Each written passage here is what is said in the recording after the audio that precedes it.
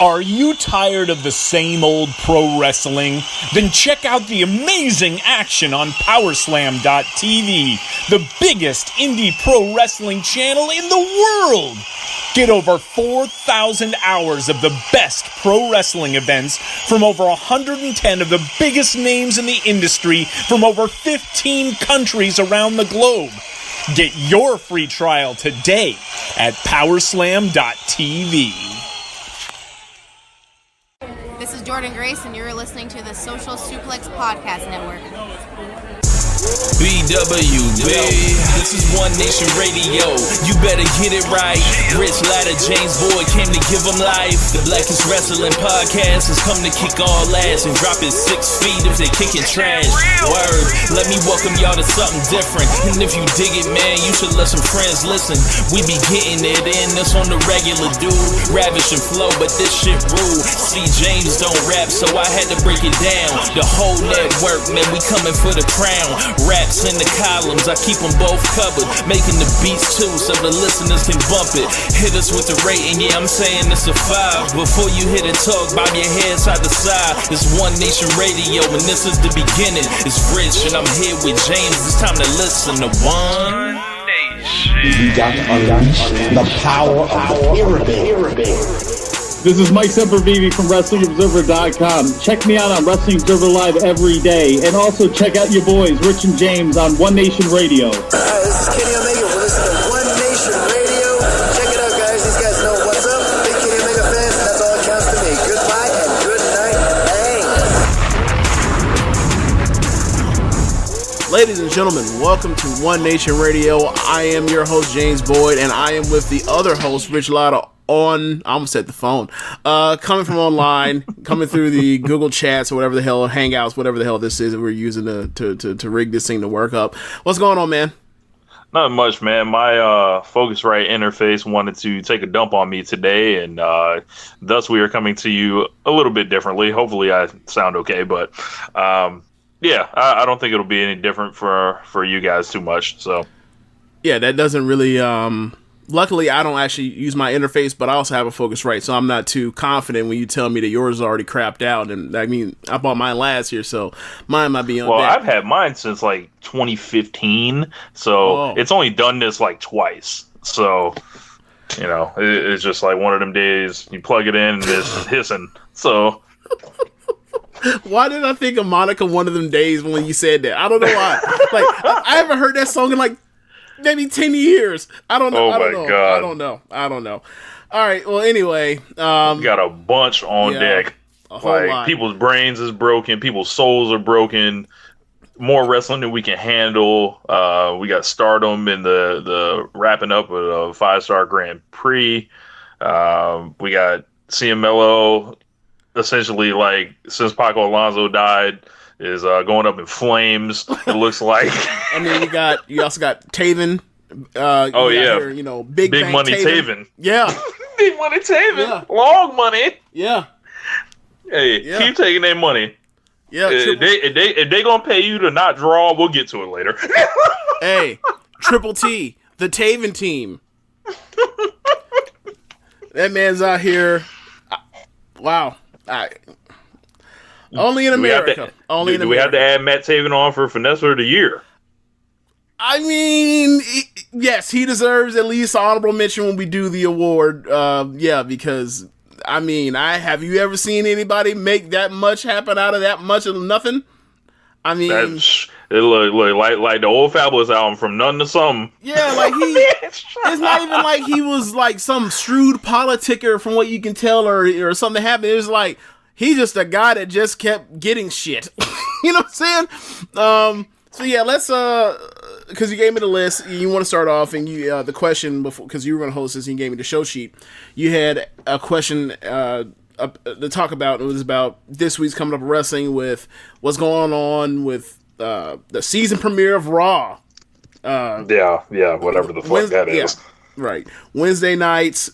And then also with SmackDown now going to Fox on Friday, you asked the question: is this the biggest? Was it the biggest weekend wrestling ever? North American wrestling or American wrestling? It's like is this like one of the, or is this like the biggest week like since when? Like, I mean, I would have to say, well, for the industry as a whole in North America or America, I want to say no, but I mean, that's mostly just looking at just the raw numbers of the audience. Like, you add up what we're going to get for ratings between AEW and NXT and Raw and SmackDown, and I don't think you add those up together now. I don't think it's going to beat a 98, right. a Monday night from 98. I don't think it's going to do that. Do you think? No, hell no. Yeah. So, from that perspective, I want to say no, but like, there's also just like, the rest is going to be so much better. So it's like, yeah, the implications for what's going on, and I feel like back then it was essentially the Wild West, right? I feel like both sides of this thing, like you would think they're smarter in how they want to approach this thing. We're going to see just all out like cutting corners, like right now in NXT, they're doing a limited commercial thing, so they're trying to make you like they're eating money on advertising to try to make you not change the channel. So you're gonna see like all types of tactics like from everywhere. So get ready, everybody. This is what a lot of you guys have been waiting for. I essentially took the summer off from watching Raw and SmackDown, and it's pretty much back now.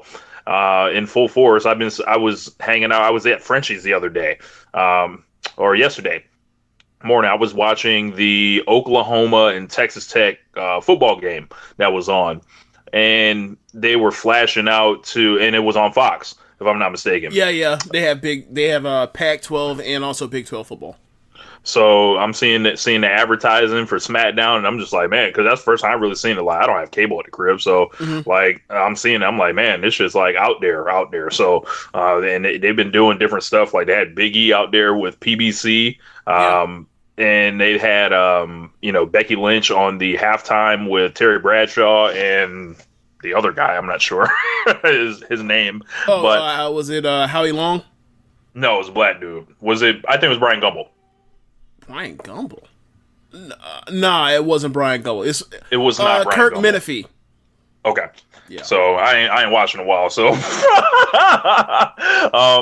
yeah, man, like it's just all the way out here. And I think AEW's got a show Tuesday night. That's essentially going to be their countdown show, which I would assume would be the 4 weeks of the Road to shows on Tuesday night. Of course, you can't forget about Impact. They're starting on Access this week, and I believe they're running one of their pay-per-views in that slot at 8:00. So that's Thursday, and right? That's Tuesday. Okay, they're taking the void. That's right. Okay. Yeah, and I'm not sure if it starts this week, but WWE Backstage, which is going to be the show on Fox at 11:00 on Tuesdays. So I'm not sure if it starts this week or next week, but I feel like this week is so loaded. Like you look at Raw, you got Seth Rollins going against Rey Mysterio. I think I saw a couple other things advertised for what's going on in Raw. You have Sasha versus Alexa, which is like they ain't number the Proxy and Stan Wars. So. Oh yeah. We'll get to the stands later. That match was not for the general audience. That match was for Twitter. Yes, that was for the Sasha Banks avatars, the Bliss Fits, whatever they call them. Yes. Yeah. So I expect all out war. I might tune in just to see, just to be able to ride these jokes the proper way, whatever happens. What is the name of Sasha's fan base online? What is it called? I think they just call them the Sasha stands, but there ain't no name. Like you had Bliss Fits, there's the Beehive, there's Rihanna has the Navy. I figured that she would have one by now. Like because she's Sasha Banks, could I come up with a lane when it's called the Vault? The Vault. The Vault. You want as mean or nasty as them could be. Like they need a tough name. Like you don't want no smoke with the Vault. None. Yes. The vault is not here to play. You will not make any type of withdrawal, out of the vault. Yes. Like you will you will not get far. And if you talk reckless enough of them, look, they will deposit funds upon your jaw. So keep it up. Yeah. So, and then you think about I mentioned Impact. They're running like one of their pay-per-views, and we all know the Impact pay-per-views have been good.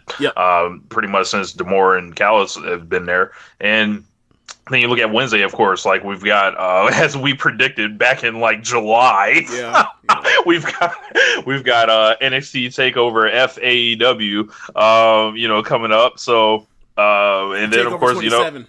Yeah, right. 26 and a half, shit like that. Then, we got AEW with their first show, and I think that's, it's like all eyes on them. Like, hey, what y'all gonna do? And and then of course, Thursday's like the blank day, but I believe it's NXT UK. If anyone wants to check that out, I think only Ricky and Clive. So what's up, Ricky? Friday, of course, the launch of SmackDown on Fox. Like you got Kofi Kingston, Brock Lesnar in that championship match. You got Kevin Owens and Shane McMahon in a ladder match. And a ladder match. It's a loser leaves town thing, and I'm not sure what's going to be. I'm not sure exactly what's going to be, suspended above the ladder. Like I'm assuming it's going to be a briefcase with a contract or something. I don't know. A pink slip. Who knows? Who knows what pink slip on a pole? Yeah, exactly. Yeah. And then I think that, and we have a pay-per-view. These are go-home shows. Correct. And then there's the Four Horsewomen match as well on SmackDown. They're running that again. So I don't know, man. Like it's all gonna be out there. Like on the AEW show, they got. I'm trying to remember all the matches they've got. They've got Cody and Sammy Guevara. Yes, they have MJF versus Brandon Cutler, right? Brandon Cutler. Yep. Yeah. I watched it. Riho versus Nyla Rose for the inaugural Women's Championship match. Yeah, you got Hangman Page and Pac. Oh yeah, I forgot about that. They got that. Yep. And then you also in the main event is the Young Bucks and Kenny Omega versus Chris Jericho and two mystery partners. Yeah, I'm hoping to see like some new faces, some people that are signed. Oh, Lance Archer. I'm hoping they come through on AEW, and of course, like NXT is going to be like, yeah, you got 3 title matches, and you got Johnny Gargano and Shane Thorne. What do you make of the Shane Thorne thing?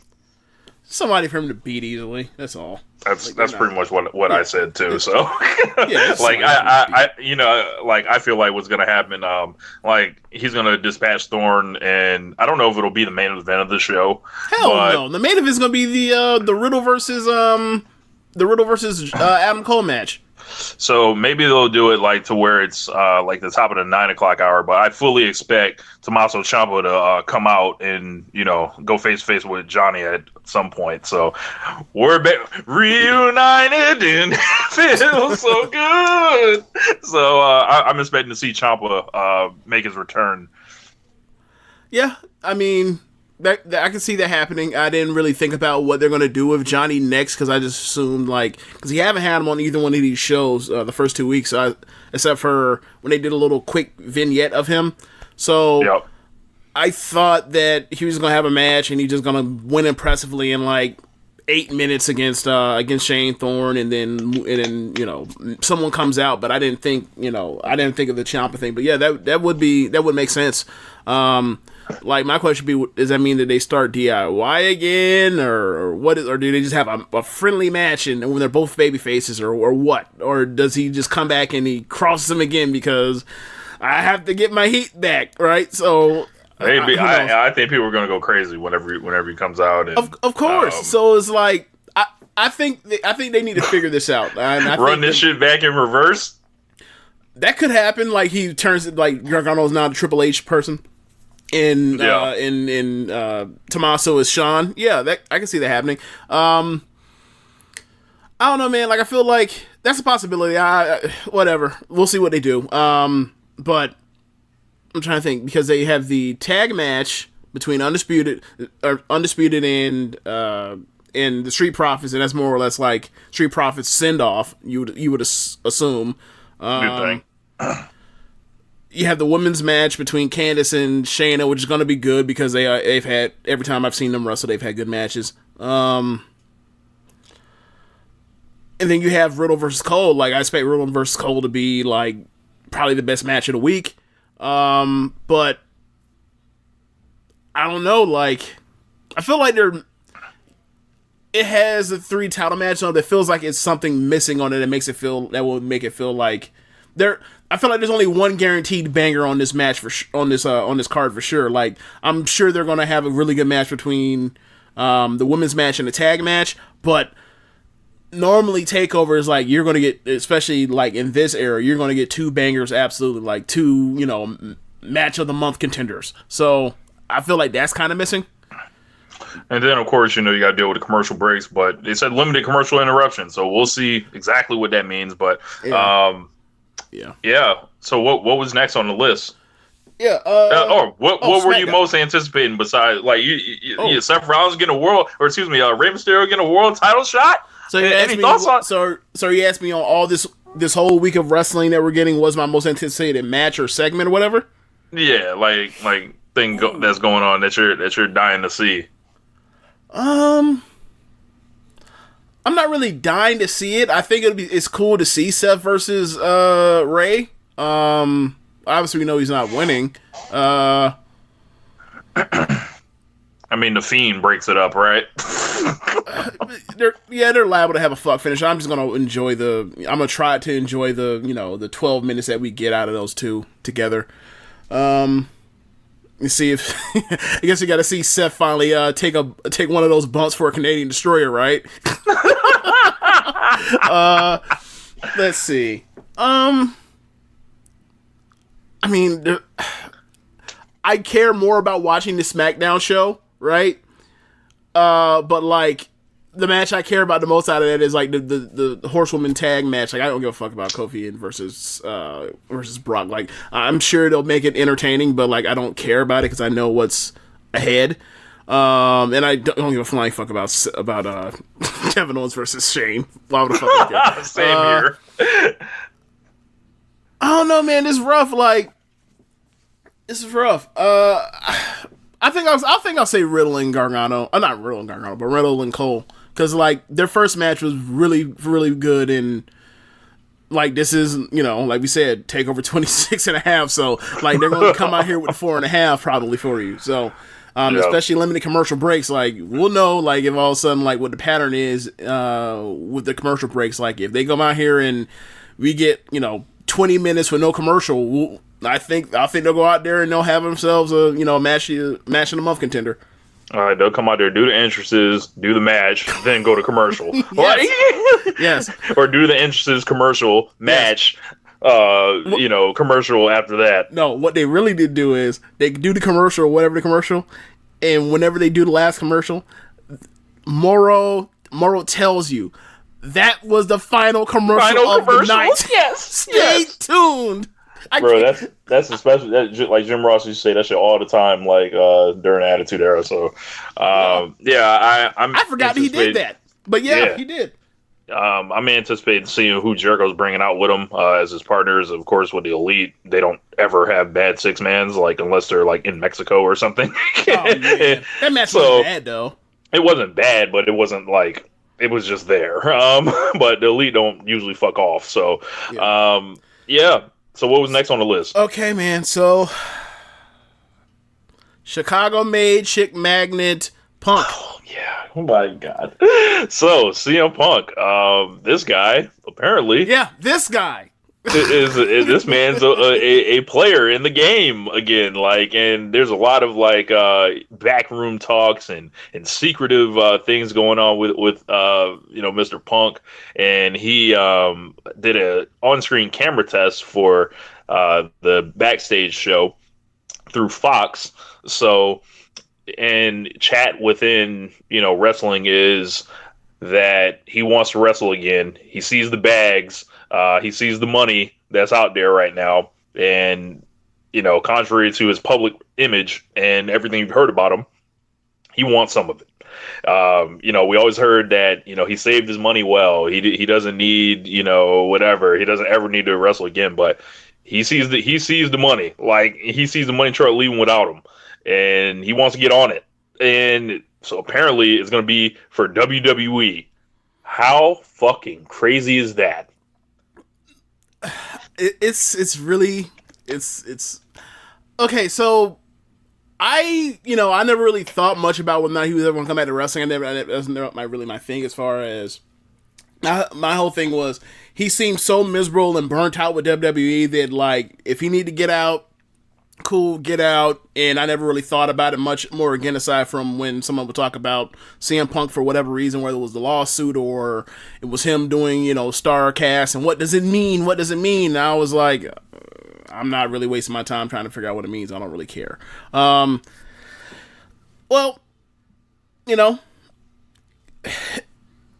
WWE, everyone always comes back. Warrior came back, Hogan came back, Brett came back. It happens. So, if he comes back, he comes back. And now it's kind of funny. He actually has probably a better shot now to main event WrestleMania than he ever did before. Like, that's kind of funny. Like, that's kind of funny. And that was kind of the joke all along, was like, he's gonna leave. He's gonna, like, and then he's gonna come back and do the part-timer thing or whatever else, and then, like, whatever. And I'm not saying finally get it. Yeah, and it's obviously it didn't happen exactly that way. This ain't exactly like happening the same way that people making jokes about Antonio Brown becoming a Patriot and then it happening. It doesn't match up exactly the same way, but I thought that it was unlikely. Now it seems like it's more like a chance it could possibly happen, and who knows? Like, if he comes back, they desperately need another guy of that level to come back of notoriety and someone that can sell that kind of merch and someone that you can plug in if he still has it, as far, of course, in the ring, but like, or still has charisma, because you hear stories about people that were hitting on all cylinders character wise, whatever else, and they leave and then they come back and they're not the same. So if it would seem that he has the skills to still. Or you would think that he will still have those skills within him, and if he does, then he'll be another, top of the card person for WWE. And look, the way they're messing up all these other guys that they're bringing in from developmental, from NXT or from 205 Live, and then the way that the top of the cards have been so stale, aside from like Kofi in the last 3 years, they desperately need another guy to kind of shake this thing up, and that would helpful. That'd be helpful. Like, that'd be the first guy we really had since AJ probably. Someone just comes in the middle, comes to the top of the card and like shakes it up and is great. Oh yeah, Daniel Bryan, that's right. But he wasn't used at the top of the card that often. Yeah. I would actually want to see CM Punk, Daniel Bryan, if it happened, if it was able to happen again, and really let him, like, I think that's probably, I'm definitely afraid that we're gonna run into a Triple H CM Punk match, which I have no interest in. And it does make it. It is kind of crazy that if he's ending up somewhere, it seems to be WWE rather than AEW at the time. And Cody had to quote a couple months ago, like, yeah, maybe he's going to WWE, and everyone kind of just like laughed it off and thought of it like as like a reverse jinx or whatever. But maybe that shit was real. Like, no one really knows like the extent. Like, he kind of put AEW out there, to the media a couple times to where they didn't look great. He's talking about their negotiations and, things like that. And I read that thing and it was like, so he said that, like, we're not as cool as they make it out to be. And AEW, by saying that's like, we'll never work with him, or he's like, off the list for them or whatever. And it's like, where did that come out at? I didn't see that. CM Punk's quotes? Yeah. Or the AEW quotes, excuse me. Oh, that was what Meltzer said, was that, like, people for a while have told him that, like, Punk is off the table because they were upset about that stuff. And it's like, oh, they need to get over that shit. Yeah. Like, that is some real small potatoes. Like, if you think Vince McMahon would take him back because after the stuff that he said about the company and HIPAA violations and all this other stuff, or abuse of medical care, healthcare, and that's what's pissing you off. Like, look, if either y'all think y'all in the war or y'all don't think y'all in the war. And if y'all think y'all in the war, then y'all need to suck that shit up and go holler at him. But especially if he wants to come bump, like, especially if he wants to do that. Now, if it's a case where CM Punk is like he's just going to be the talking head for WWE, I think you can afford to go ahead and let that slide. Like, you know, I think that the thing is sorry for cutting you off, but I think the thing mostly is that you just figure it's inevitable, right? Like, if he's going to go work for Fox to cover a WWE product, it's only a matter of time before ... And I'm assuming they also understand that ... Like, they're going to have discussions of, like, if he gets in the door for this, there's also going to lead to probably something else. Right? Like, he's 41, there's plenty of time for him still in the ring. Hell, at 41, he has another decade in him. Yeah, looking at it. So, right? You're like, you would think he's healed from his injuries. You would think he's got a fresh perspective on the business, and you would think that he's still someone that people want to see because they chant his name all the time. It's gonna be really interesting to see like a lot of the reaction to him and what it remains. I hope if he comes back to wrestling, he finds the happiness that he did not have before, and as well as like with the physical toll it took on him, and he left like an angry guy, like, and a very bitter guy.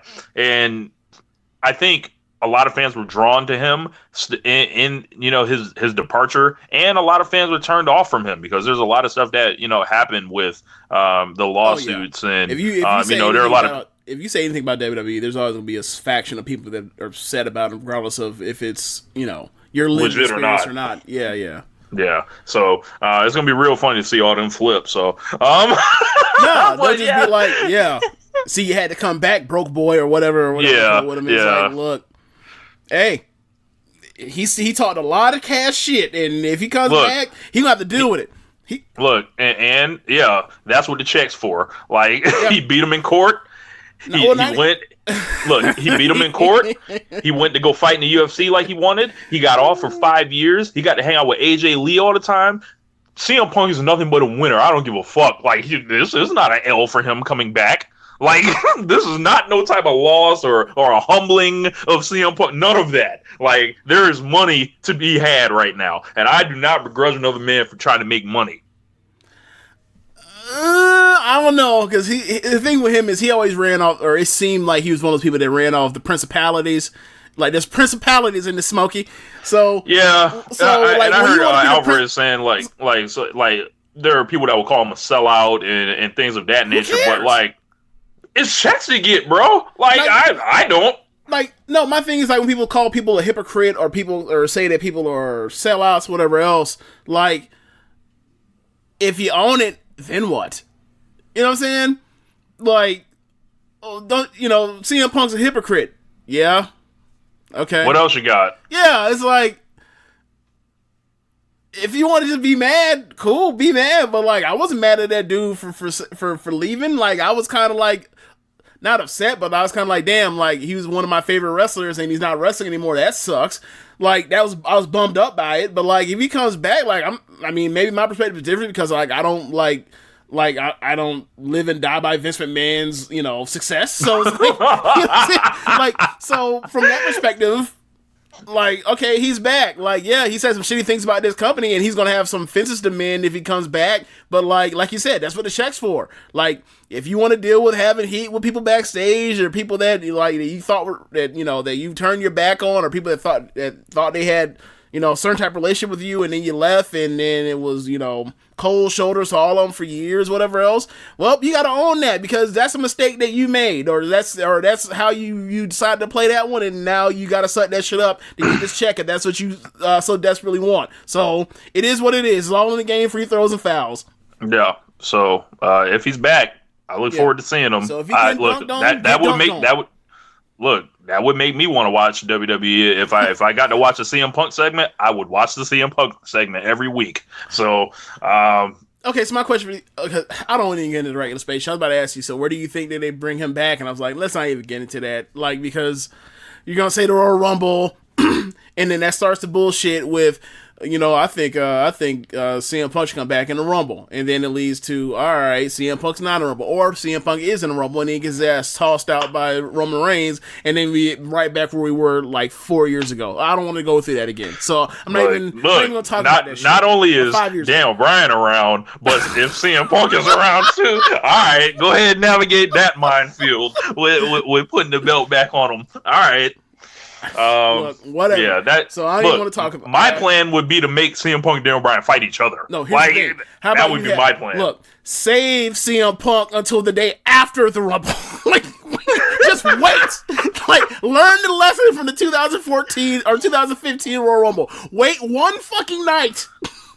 Yeah. And then bring the person out that people think is going to come back, or people want to win. Just wait. All right.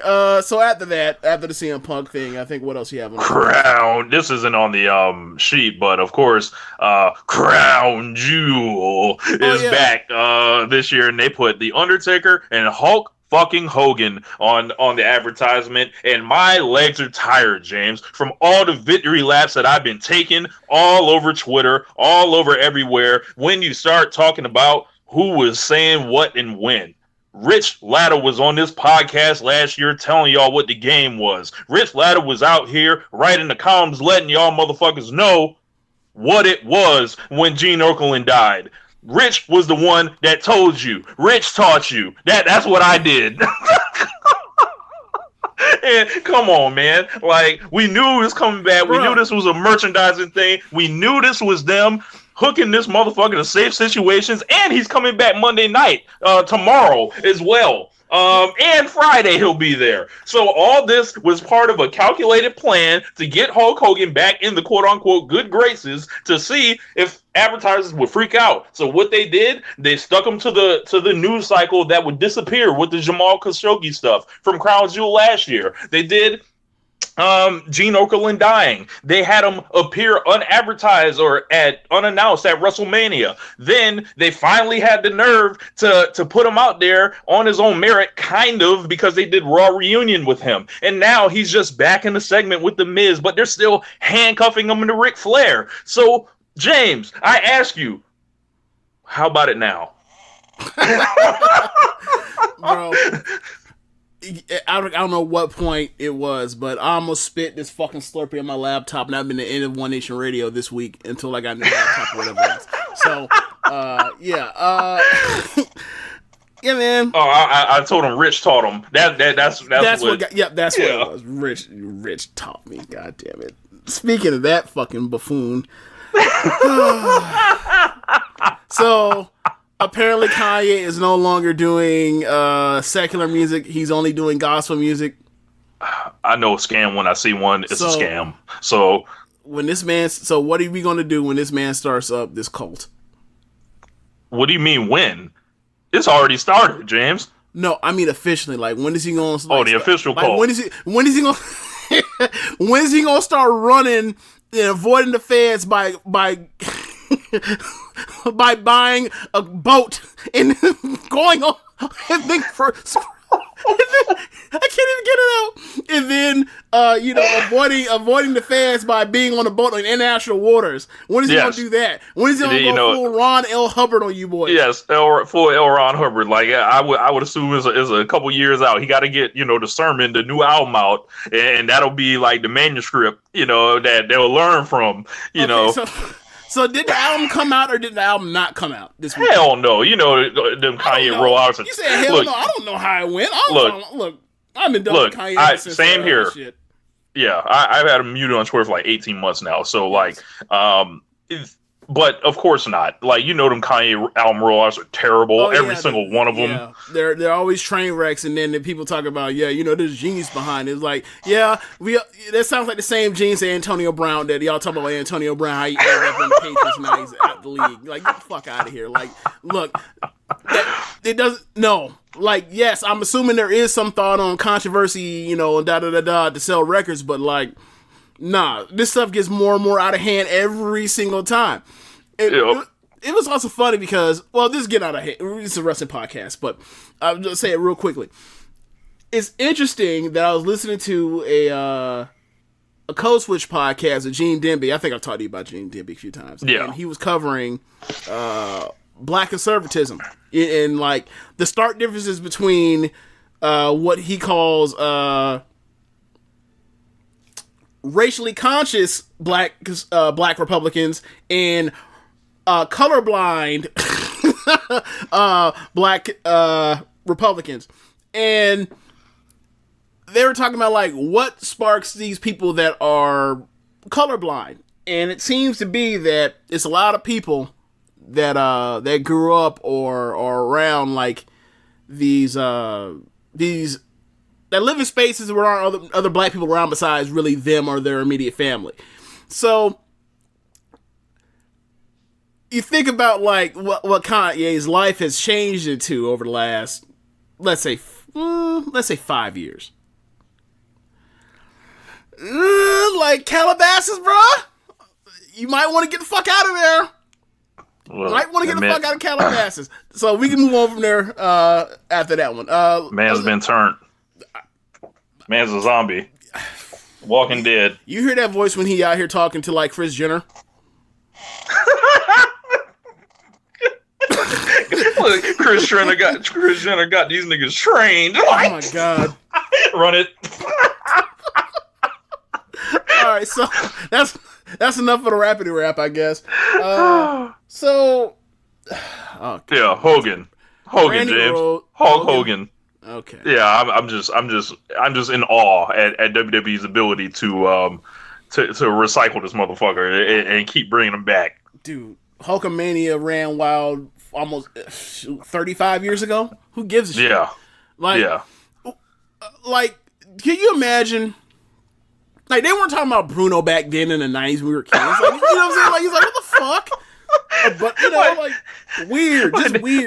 Bro, they wasn't bringing Luthez out there and be like, yeah, you know, look, come on out here, Lou, and pop him, you know? Yeah, like, whatever. Yeah. So, I guess we got to talk about it. Time for the Twitter drama segment of One Nation Radio, which normally we try to avoid, but sometimes it's just too big to avoid. Okay, so Brandy Rose has kind of been in it this weekend, while the rest of Twitter, wrestling Twitter, has lost their collective minds for different reasons. One, you had Seth leaving Twitter for a few days for reasons that who knows what the reasons are. He's back. He came back today. Should have stayed gone. Maybe. Yeah. Okay, so then on Brandy's side, you want to explain this? Or do I have to explain it? I'll explain it if you. I'll start with the truck one if you want to take the other one. Yeah, fine. I'd rather do the truck, but sure, go ahead. So Brandy Rose, I don't know what it is, but she's breaking people's brains or revealing the broken things in them. It's two things. Like, she is upsetting a lot of people, and she is not handling it well on her end either. Like, it's collective lose-lose situation. And, I mean, the people that's losing is me having to watch people talk about this shit.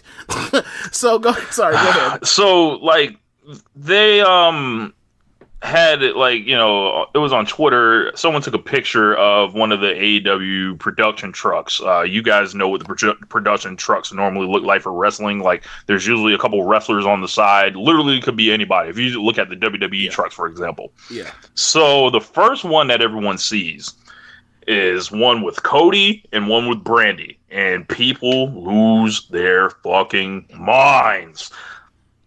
Upset why she's there. Why is she on there instead of someone else that's a quote-unquote bigger star than her? Why is she there? Oh, it's only because of her nepotism and, you know, blah, blah, blah, and all that. And it was just a topic that would not leave the timeline for hours and hours and hours until someone, she ended up dunking on, I believe it was David Bixenspan about it, and just like, yeah, for me, it was stupid. I was like, I assume they have like if you think, I thought it was stupid before I knew exactly how many trucks they had, right? Because I was like, it would make no fucking sense for a wrestling company started by a billionaire to have one truck. If that, and that's what I assume that people thought was the deal, that there was only one truck, and of course, who would be on it? Cody and Brandy. And I'm like, that sounds stupid in itself. And then more officials trucks started to roll out after the parodies and the memes got going. Like, you know, they put fat ass Masa on one of the trucks, which was fucking hilarious. They put Matt Jackson. They put Matt Jackson looking depressed in those Young Buck NXT rip-off shirts or whatever. I saw one where it was the best friends hugging Orange Cassidy right before they were about to do the zoom out. I saw that one. Okay, so. And then the official ones came out later in the week. Like, of course, we saw ones with the Young Bucks. We saw one with Hikaru Shida and Nyla Rose on it. And it's just another thing where Joe Lanza talks about it. AEW is the most scrutinized company. They're like everything. They're looking at anything to like talk about, essentially. Well, production trucks, James. Okay, so I don't know if that's necessarily true as far as it being the most over-analyzed wrestling company ever, considering that, like, the whole fucking industry in this country is WWE, and, like, yes, they get their fair share, but, like, I mean, who knows? I would say it's close to even. I don't know. But I will say that a lot of this comes from a place of, we don't know what the fuck their show is going to be, so there are a lot of questions and criticisms, because the only thing that a lot of people have to judge against is the wrestling that they've seen previously, and AEW may or may not actually be just like WWE or NXT or New Japan or WXW or Stardom or Oz Academy or Noah or PWG. We don't know, right? Like, we've seen, what, 5 shows? 4 shows? 5 shows? 4 shows. 4 shows. So we have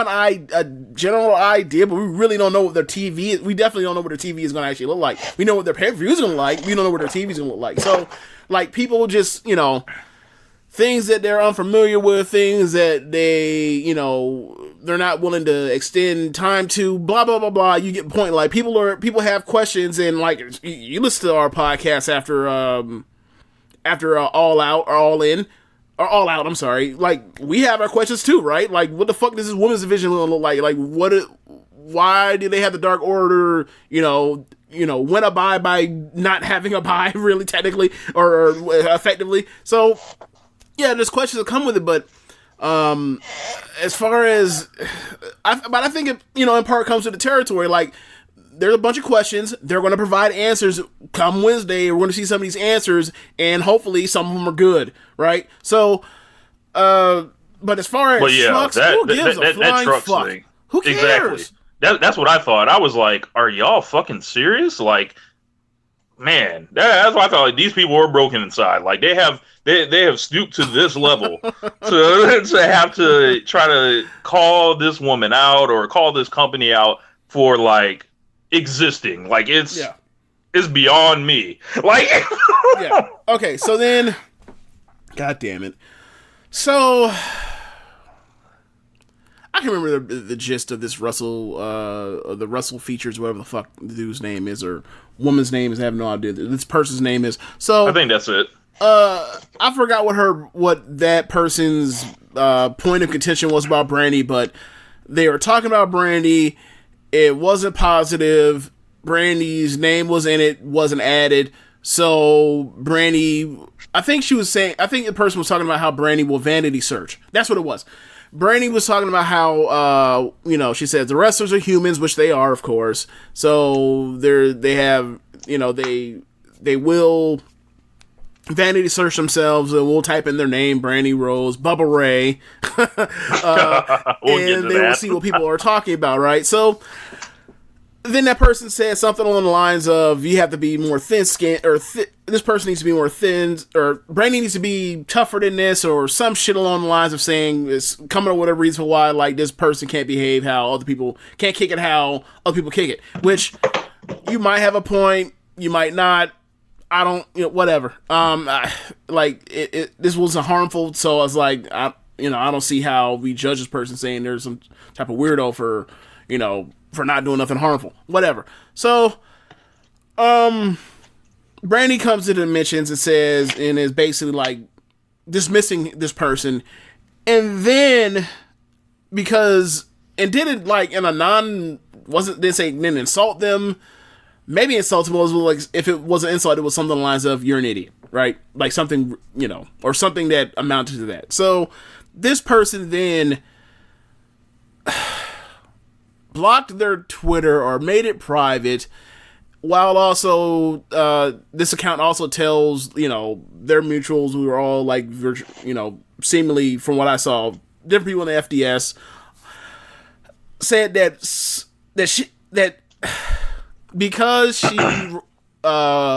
she sicked her followers on her, because she retweet commented her response, that was basically her sicking her hounds, I guess the Brandy bunch, or whatever the fuck you want to call her group of stans. I didn't know she had none, but maybe she does. Never mind. So, this person saying like, by you doing this, you are now telling these people to come into my mentions and say this and the third, and that's irresponsible or dangerous or something along the lines of that. And I'm just like, you know what? You have a point. You do have a point. However, Rich, I was reminded of something. About a week or two ago, you had a similar experience with Bubba Ray Dudley. Yeah. Where it was more confrontational than that exchange was. And it made me think like, there are obviously different ways to handle things that happen to you, but Rich didn't block his account. Rich didn't delete tweets. Rich didn't tell everybody, hey, I'm having an unpleasant exchange with this person that I was talking negatively about on Twitter, even though I didn't at them, but I did put their name in a public forum for people to talk about, that people talk about, and this person confronted me about it. So, and your name's actually on your Twitter account, right? And my face. Yeah, your face too. So, and I thought to myself, like, okay, look, man, like, I understand that doxing is real, cyberbullying is real, but this is playing the victim. And this person didn't say anything out of the pocket to you. And from my perspective, I took it as, if you can say something about me, I should be able to respond back. It doesn't matter how many followers I have or not, and if they have people that will come for you or not, because we have to be able to work on a dynamic where if you can say my name, I can come for you if you say my name and I don't like it, and we can have an exchange and call it a day. And that's what it seemed like to me. She didn't say get them or no shit like that. Right. So like for me, like this was not President Trump like coming after like Maxine Waters. Fuck out of here. This is not the same thing. So, or like, so for me it's just like, if it's in good faith or this in the faith of this person is just trying to say, hey man, you said something about me. Oh, you rang, so I picked up the phone, and we can handle it from there. Like, now if she had said something along the lines of that, then like I'd be like, nah, Brandy's wrong for that. But you don't get to just come at me and say my name and then I can't do nothing because like the power dynamic is I'm more famous than you. Fuck out of here. Right. So yeah, I don't know how you from your experience that you had with Bubba Ray the other day, like how for me, like, how do you feel in that situation? It's like, I didn't intend, like, if I wanted to disrespect Bubba Ray Dudley, right, but off rip, I would have added him in that and did that. I didn't want to do that. Like, that was like me talking amongst, like, people that follow me or whatever. Mm-hmm. So when he jumped in, he could have just said, hey, call the show. I'd love to talk to you about it. That would have been like, okay. Or something like that. I would have been like, all right, well, maybe I don't even need to respond to this. I don't need to do anything. But as soon as he went for, the coward talk and stop listening to dirt sheets, essentially calling me a mark and all this shit, I was like, oh, these are the rules that we're engaging under now. Right. So I will go ahead and handle you like I would anyone else. and I didn't hear from Bully Ray after that. So, right. like for me, I'm a person that like, you know, I don't know how these people are like I don't know if they're coming at, you know, how they're coming at Brandy, like as far as, you know, whether it's good faith, bad faith, anything like that. Right. I wasn't trying to come at her. Like, I think these people are knowing that she does this, like she's been open about it, where she says, yeah, I look my name up. We all look our names up. Like, I would assume we all, meaning like people that are, you know, of that status or whatever. So you think that this person set out the bait and she got? Or, right. Or this person tried to get... tried to reel one in. Yeah. Tried to get some victim attention or whatever else. It's right. Like, hey man, there's real victims out here. Like, let's not do this. Like, can we clear the timeline of the bullshit, please?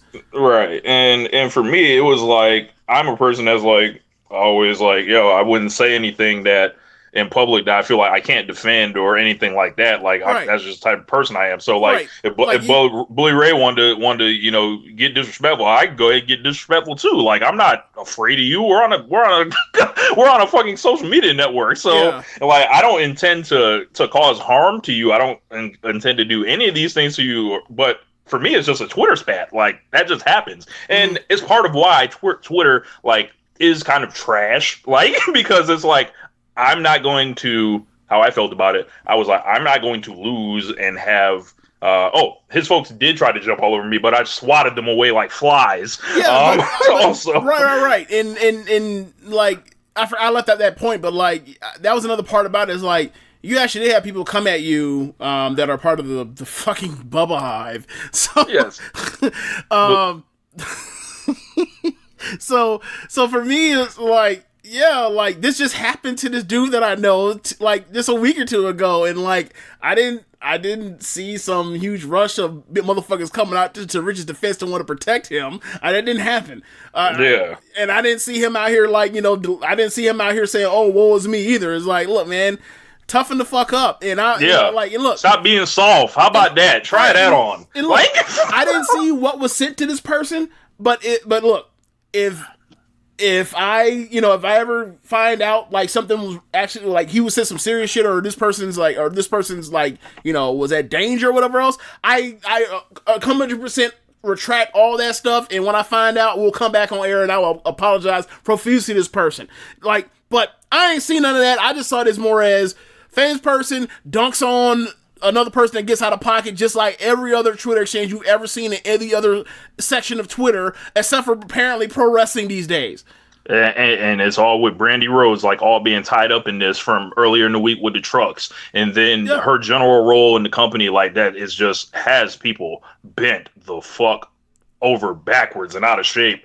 Yeah. And it's like, you know, I mean, y'all, when y'all gonna say what y'all real problem with her is? And another one that I saw was that I saw people that I think are smart people say that Brandy was in the wrong for responding in that way, because she may have, you know, toxic followers that are, you know, racist, bigots, incels, what have you. And I'm like, I thought to myself, I was like, doesn't everyone have that? Like that's the thing. It's like, and that I know exactly the section of Twitter you're saying is saying this stuff, and that's like the general kind of insult, not knowing that where do you think those people? This isn't some exclusive thing, right.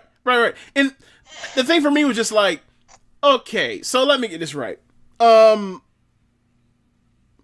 a vacuum, you have a point. In context, you still have a point, but your point ain't really like hitting on nothing, because it's like, look at the rest of the world.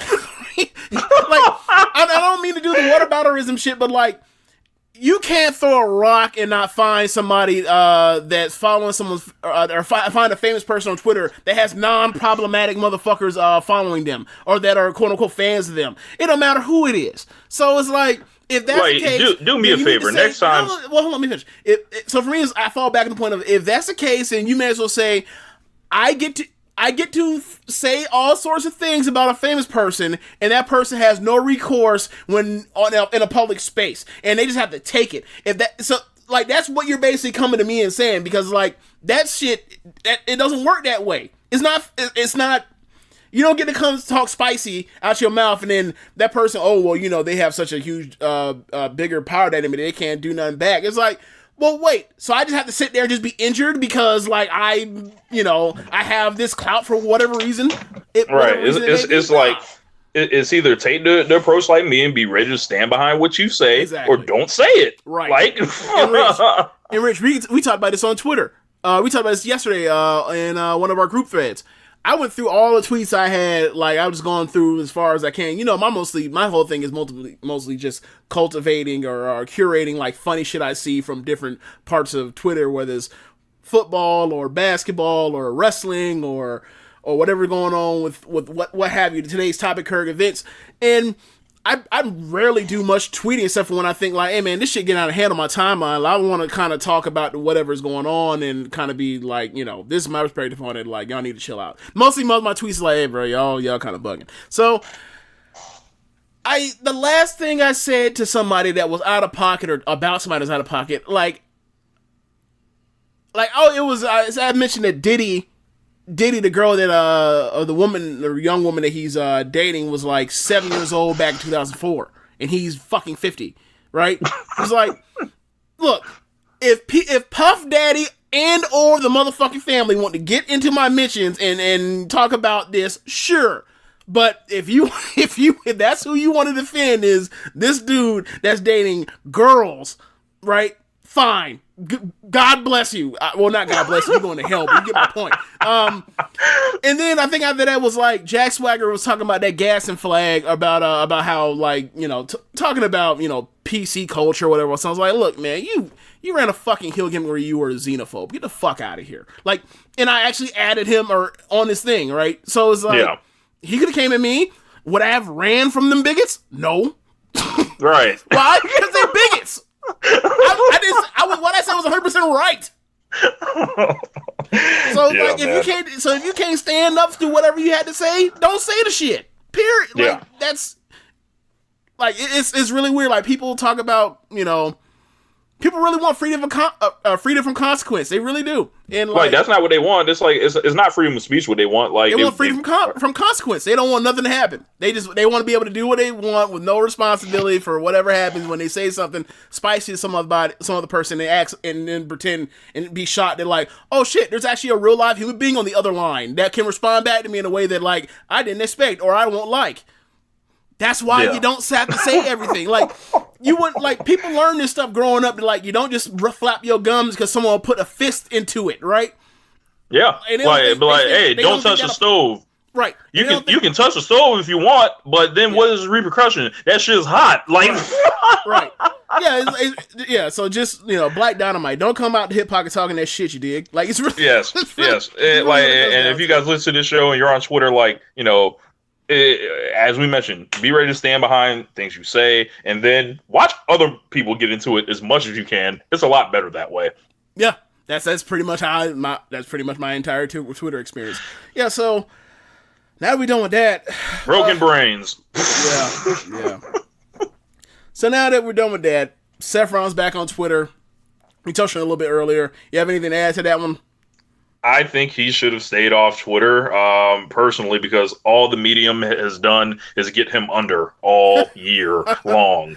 What was the first thing that happened with Seth on Twitter? I think it was around the time when it was like the best pro wrestling in the world thing. Oh yeah, I thought I thought maybe there was something else I was unaware of. He said this year, and it's like, yeah, it actually is really more like the last 3 months or so. It's really been just like, dude, what's going on? And then actually. When did it was the mid-title reign. Ambrose, yeah. Right? It all came like back to back. It was the best pro wrestler in the world, Will Ospreay, the bank account stuff, the Ambrose stuff, the from there I forgot what else was next. I mean, this Sasha shit that happened. Yeah, this Sasha shit, like Sasha ended that man's life. Like on Twitter, like, and this is an example. Seth was talking out the hip pocket. He didn't look. We don't know why he deleted his Twitter, but it was gone for a certain amount of time, and these things are linked. So, like this is the last thing that happened, maybe, right? Yeah. It's like he came out here and was flagging, and then Sasha sent a picture out of him crying ringside at her match, standing next to the Nazi girl, and he didn't like it. like I can imagine he did not like that. So he had to get off for a couple of days, and it looks like he restarted his whole thing. It's all fresh. I think he should have just went ahead and gave it up for a little while and see if he could deal with it. And maybe he actually did do that, and he couldn't. But I think all the medium has done is get him under, and all it has done is destroy his mystique. All it's done is make him seem less of a like an insecure individual, mad about his whack title reigns, mad about the ratings falling to historic lows on his watch. He finally gets a chance to be the man on Monday Night Raw for before they switch it over to where now he's the B champion because he's on Raw now and SmackDown's going to take over. But he had this chance. He got to beat. They gave him everything he wanted, and well, how many times have we seen before? They give him everything he wanted. It's not enough. Like they gave you you're out here with Becky Lynch, getting over like that. Like they're exploiting your relationship there. They let you beat Lesnar twice, once at WrestleMania, once at SummerSlam, but everything else just doesn't add up for him. So I think it's just been a whole summer of pressure that he's buckled and folded under. Him leaving Twitter would be the best thing for him, in my opinion, but apparently it didn't work out like that. Yeah, I mean, I wouldn't take it as far as saying, as far as putting all the blame, all the shit that's happening with him, because, as we've seen with Dean Ambrose, as we've seen with Kenta, it's that place. It's not the wrestlers, right? So I'm not really to go that far saying, oh yeah, that dude's cooked, or he's just totally gotten to and can't function. I think a lot of this is, this place can pluck up a cup of water, or a cup of coffee, whatever the expression is. So for me, I feel like he's had to bear the brunt of that on a 3-hour show, which is dude, this is gonna be a struggle based off of if I told you all right, you're gonna beat Brock Lesnar, you're gonna win the title, and then you're gonna start your inaugural championship programs. Your first program is gonna be with Baron Corbin. Good fucking luck, right? And that's what he had to deal with, and you deal with all this stuff, and I know a lot of that stuff can wear on you or whatever else, and his Twitter game's not good. Ultimately it comes down to is he ain't been good on TV, for things that, a lot of it is stuff is beyond his control, and he went online and did these interviews that made him look, totally unaware of the rest of the wrestling world, made him look like, not much of a stand-up guy when it comes to his personal relationships with people, that he, did a lot of work with. And, a lot of that is our projection of what we think Seth Rollins and Dean Ambrose's relationship was, or will be. But, it just came off really bad. And then you had this situation where, more tone deafness with the thing where, he wanted to hit back at his fiance's, nemesis. It's she's a big girl, she can do her own thing, and yes, Sasha did snipe at you or mocked you with the whole Rey Mysterio thing, whatever else, but she mocked you by talking about your match versus Rey Mysterio with her match versus Alexa Bliss. It wasn't even about you. It was you were caught in the crosshair, but the real diss was on Alexa, and a lot of people don't understand that. Right. Brian Alvarez didn't understand the shit because, I don't know, his brain's broken too. Well, he's really bad with anything involving Sasha. He just, I don't know if something happened to him with, whatever. I don't know. Whatever. But that happened, and then, he responded as dude, it was clearly a joke and you weren't the butt of it, and you decided to hop in on this, and it's what you said was, not something a babyface would say. Right, John. Can you imagine John Cena hop on Twitter and responding like that to Sasha Banks? Fuck no. Right, he's fuck. And I don't want to be the what would Cena do shit, but he's yo, I ain't even gotta do that. Roman Reigns wouldn't have said that shit, right? Dean Ambrose wouldn't have said that shit on Twitter. Dean Ambrose wasn't even on Twitter, right? Right. Bro, it's yo, whatever happens with this situation, down the road, whatever happened, turn you back heel, you can be what you naturally are. Again, we've had enough evidence to know that. And no, he's at his best when he's a heel. It doesn't matter, you know, what his offensive skill set used to look like in 2014. It's over. 2013. He doesn't wrestle like that no more as a babyface, so turn him heel. And shine somebody else while he's had, like, so you can have better matches. And, you know, and can have a more believable promo. Like, dude just, it's so weird that he has all these people around him. Like, Becky is great at Twitter, and he's that bad at Twitter. And it's, you know, we talk about how Twitter is such a small part of the world, and so many people do not watch that are watch the products that have nothing to do with social media or whatever else. But so you can kind of get caught up in like, oh my god, this person comes off so bad in this particular small, you know, thing, but on TV something different. And this ain't the case. This is a case where like he comes off bad on Twitter, he's come off bad on TV. So they need to come on the change for him. And maybe, you know, maybe that's for the best. Like, just, you know, in the future, turn him to a heel, get him ready for WrestleMania season, and then go from there. Because this just it hasn't worked. And look, I mean, honestly, this isn't necessarily a Seth Rollins thing because there's not a single babyface that's like working at an optimum level right now on the main roster. So it kind of is what it is. But like, it does suck when you're somebody that's like at the top of the card and you're not doing that well. I mean, but oh well. Next thing from there, I don't remember what's CMLL. CMLL. Speaking of things not going well, so they have fired Dragon Lee and Roosh. Roosh is the new ROH champion. And, Dragon Lee and their dad. Oh, and their dad. Was their dad a referee? I can't remember. Okay. He may have been an OG. Forgive me, I don't know that much about CMLL, but I do know like some of the biggest stars from Mexico work there. And it's the world's oldest promotion. Of course, they don't have rent on the arena. They own all the arenas, so it's a different kind of business down there. Like, they'll always make money, essentially. Unless like the peso crashes or something. But Dragon Lee is one of the best wrestlers in the world. Yep. Roosh is a big star. A huge star in CMLL, perhaps their biggest star, from what I understand. Yep. CMLL, I don't know what the hell, like, I know Dragon Lee, he did Bola, apparently against their wishes, and they gave him the can for that. Now, is this the type of climate you want to be firing A1 talent in? Because someone else will scoop them right away. Like, do you think if Dragon Lee worked for like anywhere else in the world, like he might have been able to pull this off and, you know, whatever, but I don't know the deal, like why they fired him. And that's just the closest linked event. He came out with a thank you thing to Paco Alonso, who was the owner of CMLL, who recently died, and no one else. He thanked no one else. So putting Dragon Lee out there, Dragon Lee is on the open market. Well, goddamn, someone need to come with the check. And I'm hearing Ring of Honor is a favorite, which kind of makes me just go, oh, and sigh.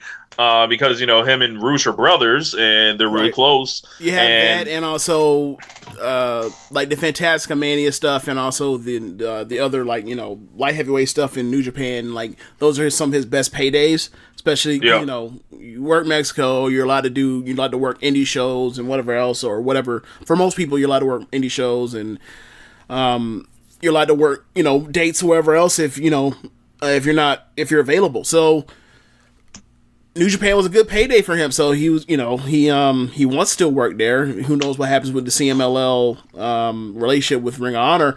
I believe Lucha Blogger, he said that like New Japan still wants him, which made me think of Harold May saying, you know, eventually like having to dissolve this CMLL relationship for Dragon Lee, which I would love. Like, look, I rock with the talent. I don't rock with these fucking political affiliations amongst alphabets, multi-million. Yeah, like, I don't give a flying fuck about that. Like, I want to see wrestler X who's talented versus wrestler Y who's talented, and make it work however you want. I don't give a shit about that. We need to take the idea from Kenny Omega when he was like, imagine if there was one big promotion. Like we need to take that idea. Well, I don't even necessarily think about the one big promotion because we kind of already have the one big promotion. My thing is more or less like, imagine if like we decided to like all make money and not in spite of ourselves. Like, wouldn't that be something? So for me, it's like I imagine Harold May like just thinking like coming out of press conference talking about the dissolution of the relationship with CMLL, and then all of a sudden like he ends it by saying like, oh yeah, by the way, Arena Mexico is janky. Just,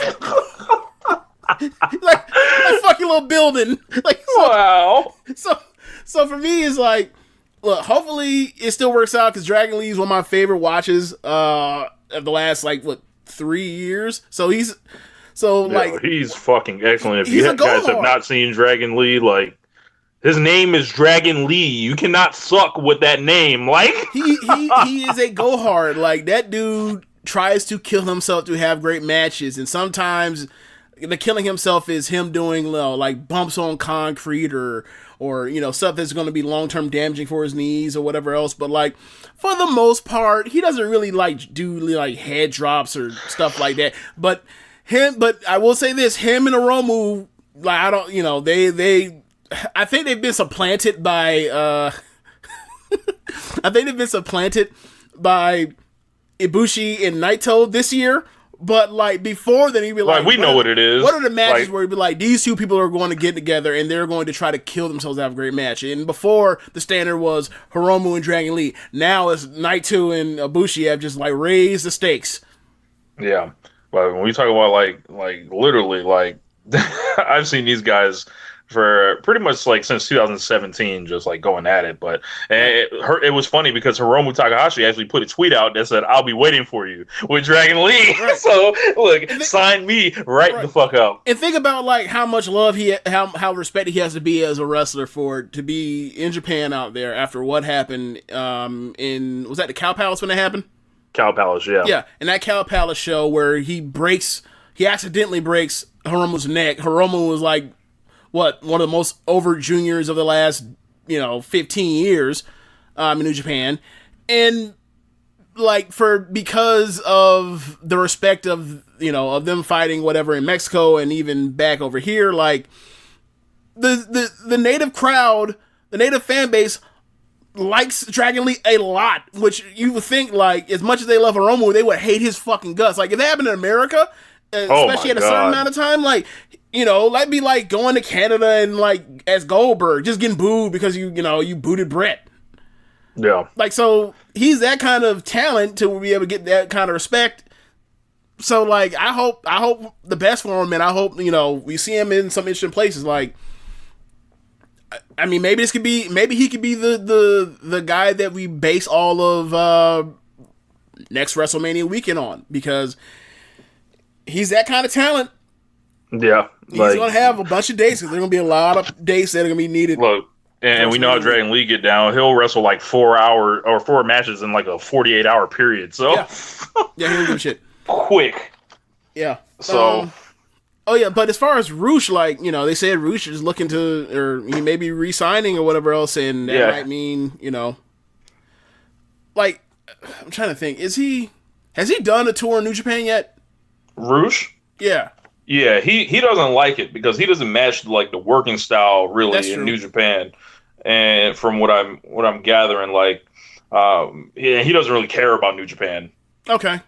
So ROH can find whatever pop for him in Mexico to try to translate it for American audiences, and they've gone ahead and put the title on him. They got the belt off Matt Taven, who we'll get to in a moment. And people like Roosh, so like, and I think seriously, when we did the Best in the World back in, maybe was that June or July when we watched that entire show. Mm-hmm. Like after they crapped the bed, like there was only two things you really talk about as far as them doing that show really well, and that was like they kept the Roosh undefeated streak going, and that the Maria Manic, when she made her debut when she beat up those men.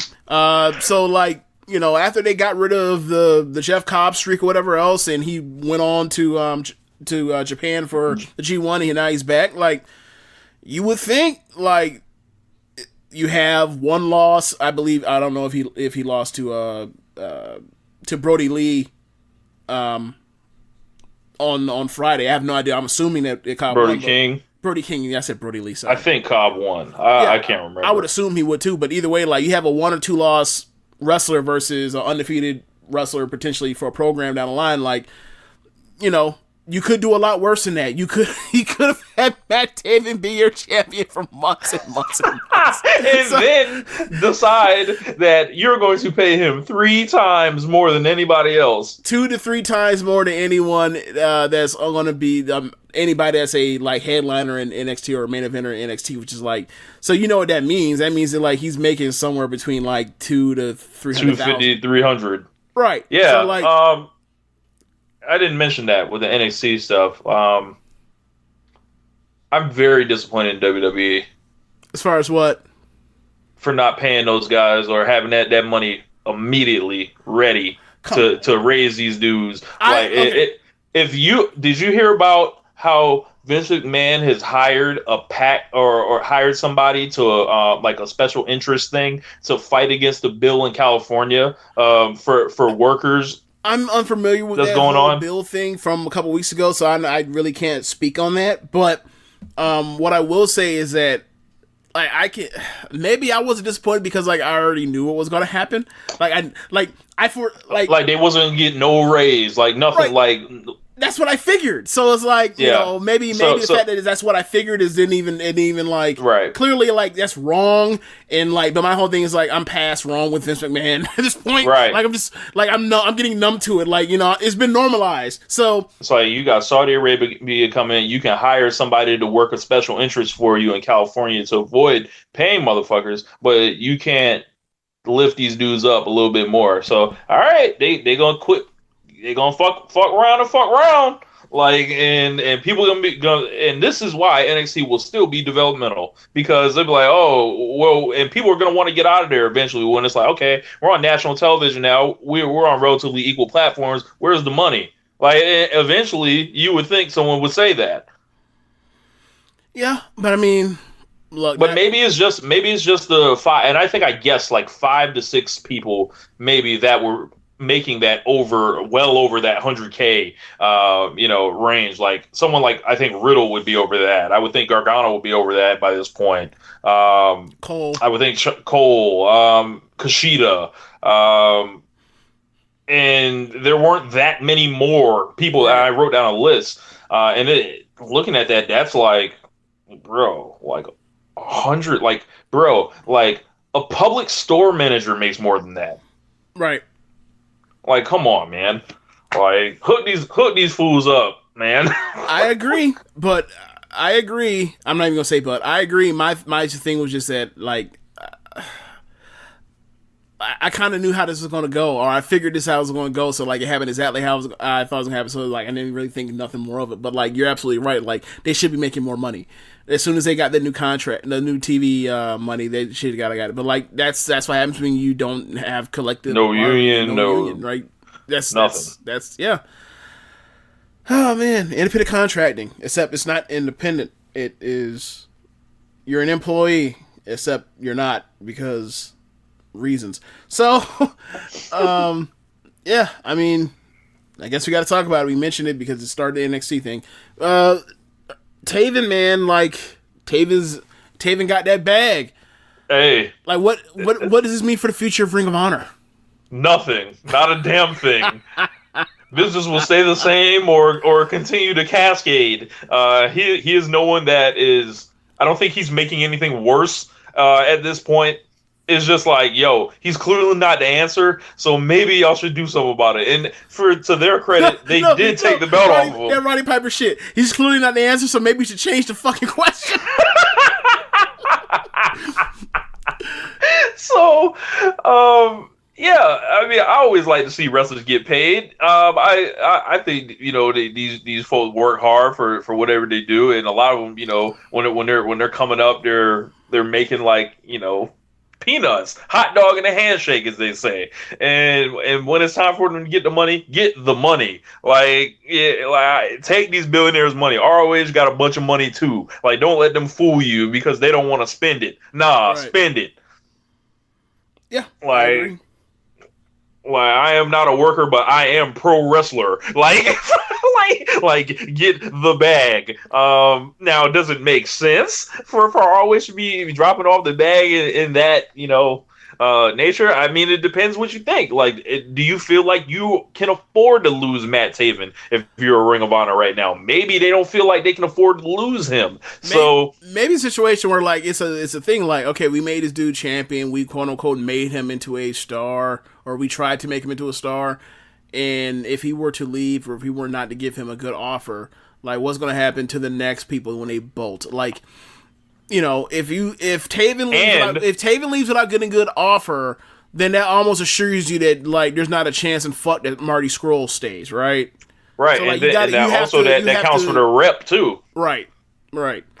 Like they're sending the message to everyone that's coming up, like, hey, there's money here to be made, so stick with us. Yeah, or like actually accept our phone calls when you become a free agent. Like, so is when we talked about earlier in the year when they signed Roosh from MLW or whatever, right? The talk was like, look, man, like Roosh got a good money deal. Kushida got a good money deal. Somebody else that got a good money deal. AEW guys as well. And you're like, look at these guys that got more money than they probably ever had before. By grinding, in smaller markets, and like they're getting paid. So that kind of continues this. Like if Taven's gonna get 200,000 to 300,000, and like there's a domino effect. Like and it's gonna continue. Like, and I would think once those contracts start coming up for the guys we were talking about, like NXT, like their payday's coming.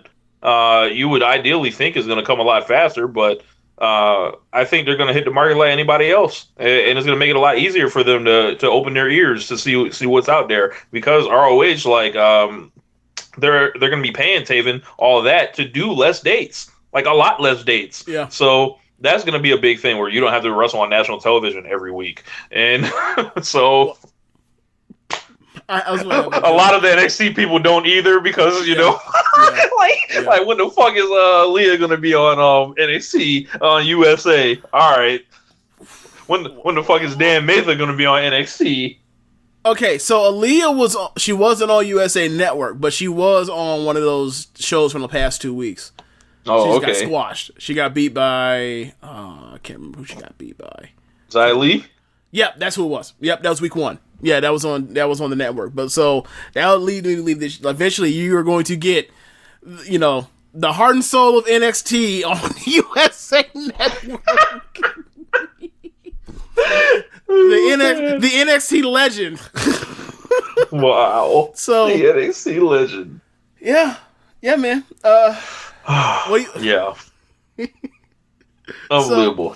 So wrestlers are getting paid, will continue to get paid, and all of it is a sliding scale. And I would assume an effect of AEW like shocking like the wrestling economy earlier this year by creating 50 or 60 more spots somewhere, so people got to move into what's vacant and start paying up essentially. Yeah. Well, how many people are on that roster right now, do you think? I would probably say 50 to 65, maybe 70 at the most. Because I'm thinking about like the women and people that is weird with them, because we don't know who's officially signed, who's not, right. I don't know. Like I'll probably say maybe no more than 60 if I had to guess. Okay. All right. Well. None to it but left to do it. I can't even say that word. I can't even say that. Nothing to it but to do it. Jesus Christ. Okay, hit the music!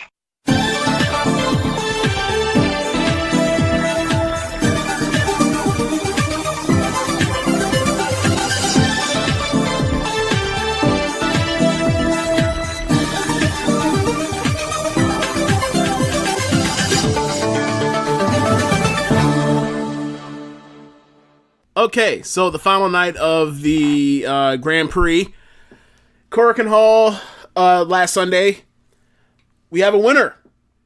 Yes, we do. Hana Kimura, the Cyber Goth, is the next in line. She has now moved to the front of the line for a title shot against against Red Belt champion B. Priestley.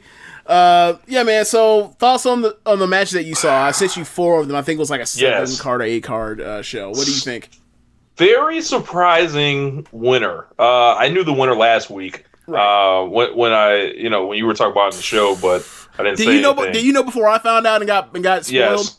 Oh, yes. I was so fucking hot. It's my fault for being on social media when you're trying to stay away from results. But like the way I found out was like, I just got fucked here. Like this was supposed to happen. This was not supposed to happen. So I was fucked. Yes, thoroughly fucked. So very surprising winner here. And I watched the 4 matches. So it was Hana Kimura versus Hazuki in the first match, and then in the last match it was Hana Kimura and Konami. Right. Yeah, so go ahead, sorry.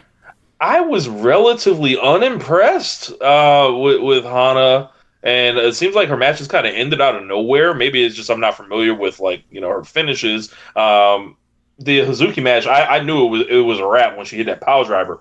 But the Konami match, I was like, oh, that's it? And I just thought they were getting going. And the other 2 matches blew the Hana matches away for me. Yeah. And seeing Hana get this big push here, when you look at it, I'm looking at the rest of the roster. I'm like, so why not Mayu Iwatani? Why not Momo? Why not Kagetsu? Kagetsu was just a red belt champion, but why not Momo or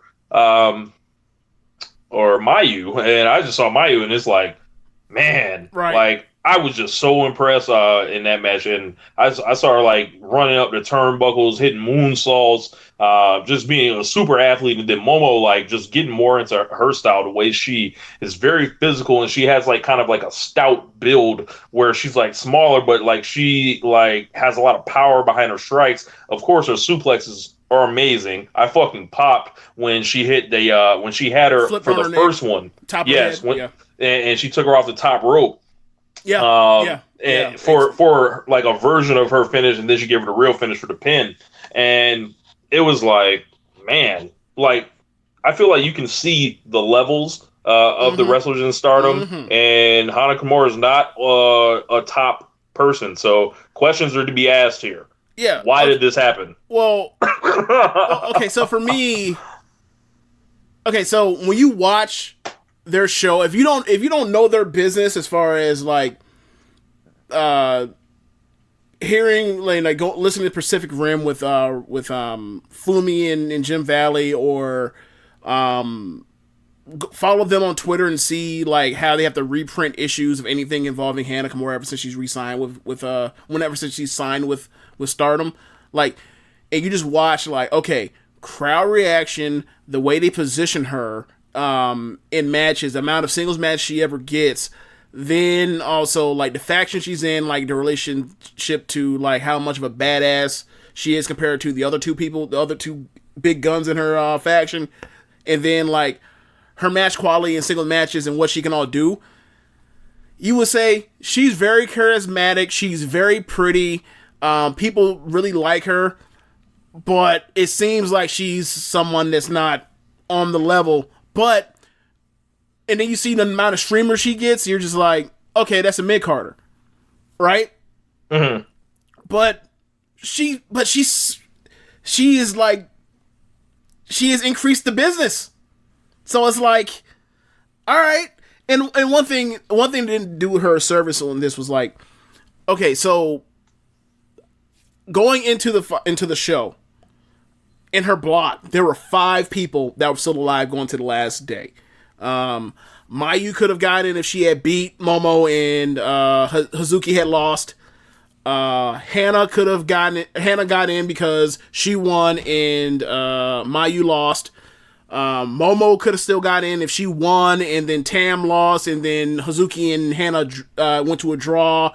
Tam could have got in if Mayu lost and Hana lost and she won, and then Hazuki could have got in if Tam lost and she won. So the thing that was weird for me was you see all of that, and they're playing through, and you're thinking, all right, well, the biggest match on this night, on this card, is Momo versus Mayu.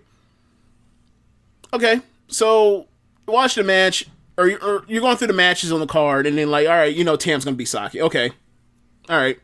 So then you're thinking like, okay, this is gonna set up to where like they're gonna go to a draw with Hana and Hazuki. And then you're gonna see, and then the last match is a play-in between Mayu and Momo. That didn't happen. Like they did that. Like Hana beat Hazuki, and so like Momo's just there to play spoiler for Mayu. So like, all right, whatever. Like I wouldn't have done it that way, but it whatever. And I think we have to take this into effect more than we normally do, like of what someone is actually, if they're moving numbers, if they're good for business. Right. And Stardom, I would imagine, is a traditional wrestling promotion. This isn't like Rossi. WWE. Look, we talk about all the time. We see Rossi. Rossi will be there and watch a fucking 4 3/4 star match or a 4.5 star match, and he don't fucking budge. I'm barely surprised he's able to look up from his phone. He'll be sitting back there in the back in that back row in Corrigan Hall, arms folded or arms above his head or on top of his head, just look like he's bored as hell. He's just like, look, man, I just want these women. When does the money start? Yeah, I just want these women to hurry up and hopefully they're safe so they can sign autographs or whatever else or merch after the show. Like he don't give a fuck. Like that's what it seems like. Like he's a good booker, but as far as like the wrestling thing is more like, look, man, I am trying to sell blank to you for the yen. I don't care about the other shit at all. And that's what it seems like. But I will say that Hana, as far as like if you ask me, watch this entire tournament, who were the most impressive wrestlers to me on this card based off of what were my thoughts of them and my expectations for them in this tournament, and then like did they exceed as far as how well they exceeded them? She might be number one. Like these 2 matches that she had, like they weren't 4-star matches or anything like that, but her last 3 matches before the Korakuen show, she had a 3 3/4 star match with Azumi. She had a 4-star match with Mayu. She had a 4-star match with Momo, where she breaks out that package power driver for the first time. Like she does that missile front drop kick and then does a package power driver, and then after the match on Momo, she picks up the mic and says, I finally got me a pinning finishing combination, because I mostly was doing that octopus hole thing. She's like, I call it the Tiger Lily. And when she broke it out on Momo, I was like, yo, that's awesome. So, like, she did a lot better than I thought she was going to do, and she was one of the president. It's just like, but it just like, you look at that same stretch she had, Mayu, Momo, they both had similar stretches down the back end of the tournament where they were just they had that same stretch that it was like, instead of we had that kind of level, like we were better than her, except it was long. It was like literally the second half of the tournament, we was like nothing but 4-star matches the whole rest of the way between those two. So that kind of does do it. And then you had someone that was as consistent as Tam. Like she's just not the best wrestler in the thing, and that's fine because like she's over. So if she's over, she's over. Like, do I want her to be red belt champion? Whatever. Like but at least I know that like she is actually capable of having great matches when asked upon. It didn't happen in this Korakuen show. It happened, it happened on on the smaller shows, but it were against other top talent. So I think you put her in there with the Mayus, Kagetsus, and Momos of the world, and you're going to have that caliber of match for a red belt. And, she'll, regardless of whatever happens, she'll be more over than B. Yeah, the streamerless B Priestley. So, but she did get some streamers. You mentioned, yes, and all it took was she had to be the gatekeeper Gaijin. Unbelievable. Yes, like that was. Yeah. It's like, look, we know that y'all don't really cheer B. So what we gonna do is we're gonna set up a situation to where either Konami gets in, who was one of the more consistent people in the tournament, the person that we've been pushing since she got drafted to away from Queen's Quest, or you get this Gaijin. That ain't B. You got and this Gaijin, not on purpose and not even by being reckless, but happened to wrestle two of the wrestlers and knock them out of the tournament with injuries, or not in my tournament, but like both of them could not finish the tournament after having matches with her. So who you with? And the crowd chose. They said, "Go, go." So like we do not want Jamie in this fucking final. So B ended up slamming the door on her, and it was funny because after that, Jamie's in Odeyo Tai, B's in Queen's Quest. After the match, B beats her and then offers, like, look, tag tournament starts soon, couple weeks, something like that. I think, like a couple weeks. I want you to be my tag partner. And it's funny because, they have people, doing the ring duty on the side. So you see, like, people from Odeyo Tai, people from Azumi. You see Azumi and you see, I can't remember who it was, but somebody from Odeyo Tai, maybe Natsu. And she sings at Olive Branch. And then they shake hands saying, like, they're going to have an intra faction tag team. And Azumi was like, what the fuck? It was like the face. She made the same face that X-Pac made when, like, NWO came out during WrestleMania 31. It's like, wait a second, you're part of the clique. What are you doing making the same for Sting? This is not how it's supposed to go. Like, there's like this confusion. Like, wait, what? They're allowed to do that? But they're going to do that in the tag tournament.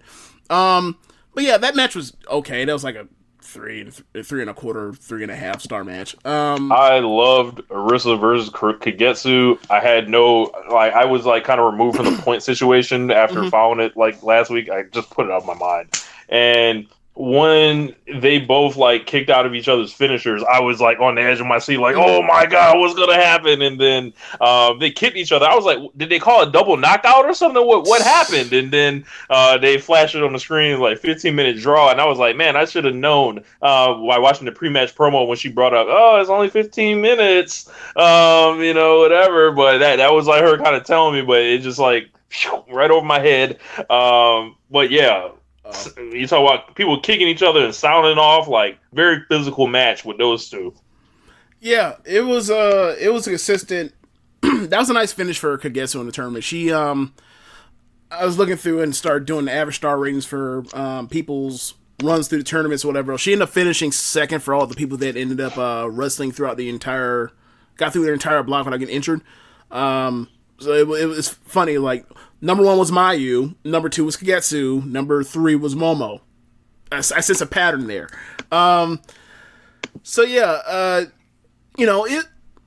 I like the match. I'm not in love with the match because, like, I feel like I just can't get into these arena matches. I just can't. Like, you see one match, if you watch enough of these matches and you picked up on what she does in her matches, it's like, it's a very obvious pattern and you just can't, and she hasn't gotten up to a point to where she can differentiate enough of her matches to kind of throw you off the scent or subvert your expectation based off of you knowing the pattern, right? Like, she is not Ishii, kicking at one and just like growling. That's not the thing. Like, she's not Jungle Kyona doing that either. So, but yeah, I thought for what it was, I thought it was a very good Arisa match. Yeah, if you don't know too much about Stardom, and I still like to kind of consider myself a rookie, Arisa is one of the people that jumps out for me. I've loved all her matches, so like Arisa is probably like my favorite Stardom wrestler, so far that I've seen. She's just super consistent, and I don't really be tripping on all that selling. That's not the. But the thing is, she's not consistent. Like, okay, for example, I don't know what you mean. I don't know what you're talking about. I don't. I think she. Okay, let's see. 1, 2, 3, 4, 5, 6, 7, 8, 9, 10, 11, 12. She finished 13th in average star rating. Good God. Well, I didn't see all that. So that's my point. Like, she's like, her in big matches. Like, she brings it. Like, her match with Atami, like, 4-star match. Her match with B, I think I gave it 4 stars. This match I gave 3 3/4. She has another match like that. She had another really good match, but like you put her in there with someone that's not like super talented or someone that's doesn't compliment her well what she does well. She's not there all the way yet. Like the fact that she can do even this is like, you know, if you had saw her like when I first started seeing her before the Cinderella tournament, like let's do this. The Cinderella tournament is their New Japan Cup. Yeah. She won it. She was thoroughly unimpressive in it, right? Just from that spot to this, like she had a lot better matches in this tournament. Like she had more opportunity, but like she was having average ass matches in that tournament when she won that. Now she's actually having bangers that are some of the best matches of the tournament. So, so there is improvement. It's still getting there, but she's not quite there yet. Like it's scary to think what she can. And me, I'm thinking like it's scary to think like what she could be a year from now. Mm-hmm. So yeah, man. But like the stuff I've seen, like I saw like some of the beginning of the tournament and the end. That last day was like it's really easy to get through, and I'm only sad that Jungle and Utami were hurt. And like that's one that really hurt because like Konami, like when I started watching every single show after the draft. The person that immediately stuck out at me was like Konami because she was so consistent. Like she never has bad matches. She has nothing but good matches. Like because I thought about this the other day because when we first got back into WWF, we were talking about CM Punk about his position. We were like, we don't really get it. And I remember you saying this lines of like he's just he seems to be I think the word you used was generalist. Yeah. Like Konami is a generalist. Like she is a she works like Asuka. She's obviously not as experienced or charismatic as Asuka, but she was trained by Asuka. So that means she is a submission specialist, a striker, and a wrestler, grappler, whatever you want to call it, a technician. So, like, you watch her matches against, say, Utami. Utami's a power wrestler and a judoka. So she can't out-grapple her. So what she do? I'm just going to out-strike her and try to grab a hold and put in her submissions. Like, she's very systematic and smart, and she can tell a story really easily based off whatever she's doing. Like even the Hannah match, like it didn't really work out because she decided to. It felt like it should have went like 5 more minutes, like because it was like all the submissions that were going on. It was like, all right, so what's going to be the result of these? I think the thing that really got it was like Konami messed it up at the end. Like she was worked over her right leg the entire match, and then like the very last submission leg hold she put in was on the left leg, and that's because her finish was that neck crank that she does, that spinning neck crank deal, and then she somehow couldn't slap that on, so then she went and just grabbed the closest leg to her from the side that she was on, and that was happened to be the left leg, and then it was just like, well, you're just working over a fresh new limb. So I think the crowd kind of just died out after it got into it after Hannah, hit those suplexes, or vertical suplexes. So it's like, and then immediately like it went straight into,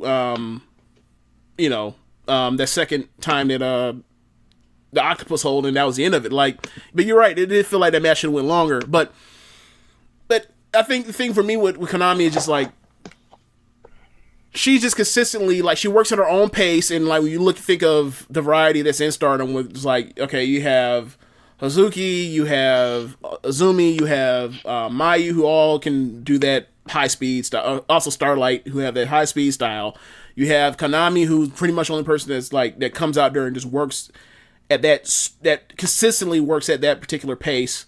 Kagetsu works at that pace when she's not having, like, the shenanigan matches where she's, immediately cheat, throw you into the crowd, that stuff she does. Brawling. Bro, when she spit on a ref, I was fucking hollering. Like, yeah.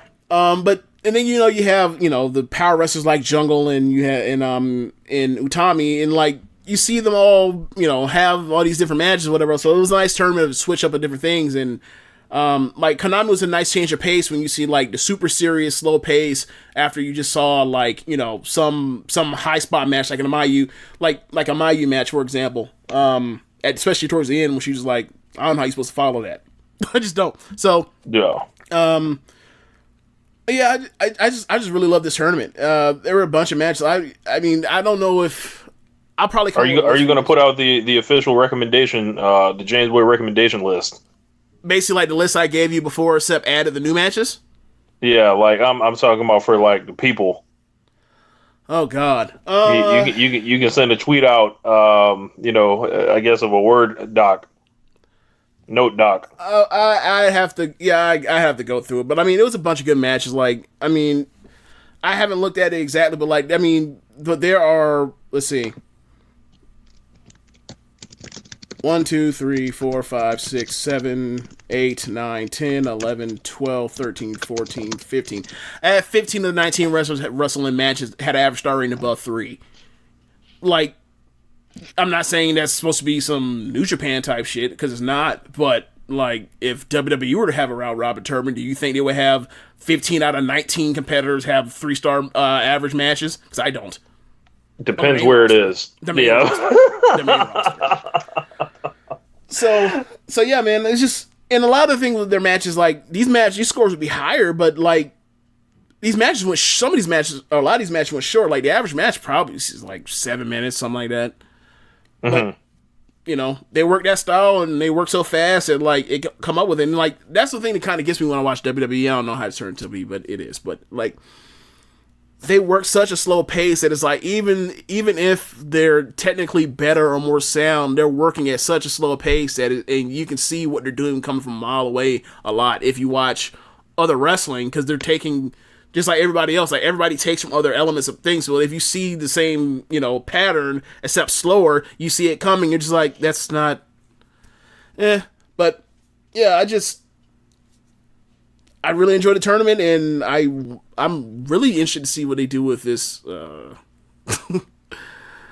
really interested to see what they do with like the losses that like B and Arisa took in this tournament, and see like what's gonna happen as far as future title shots. It looks like they're gonna do Kagetsu and Arisa again at some point. I'm pretty sure Avery, was that Avery that came out? Yes. Okay. Let me tell you about Avery. Okay, so Avery starts out, I think she started 0-4, and then she finished 4-0. Oh yeah, and then and she was in the other block opposite of Arisa. So then she comes out and she's getting the next. She actually got a title shot this weekend.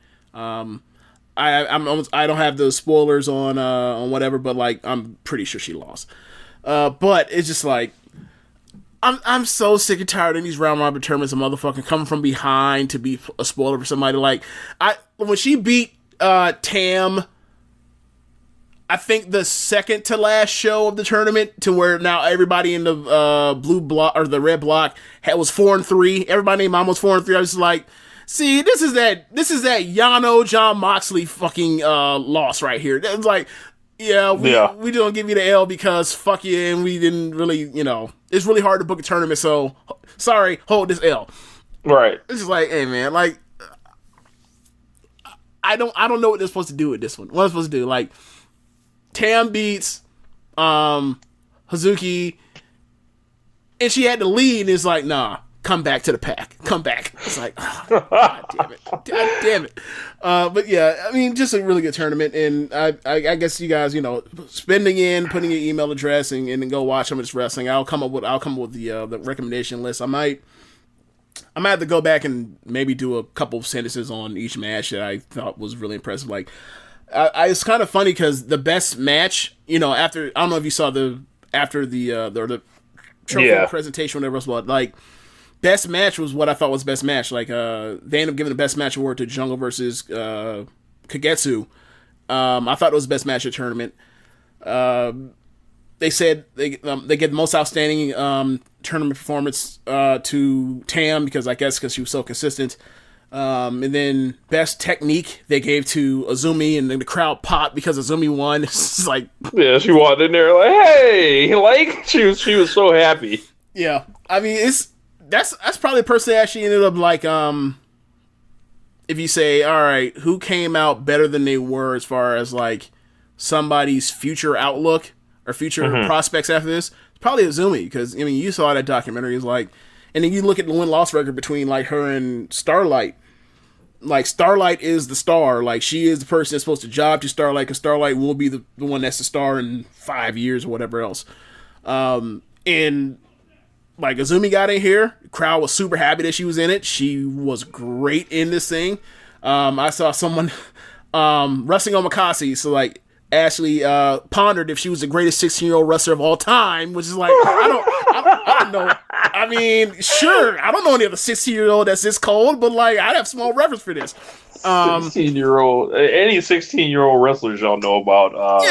I mean, Rey Mysterio he had to have been started that young, and I'm sure we can think of some luchadors that was out here wrestling at super young like that. Right, that's a rare class in itself. So like that's such a small thing, but like they considered this. They weren't seriously considering it, but they were like, yeah, probably, and then like moved on, and then laughed about how ridiculous a question like that is.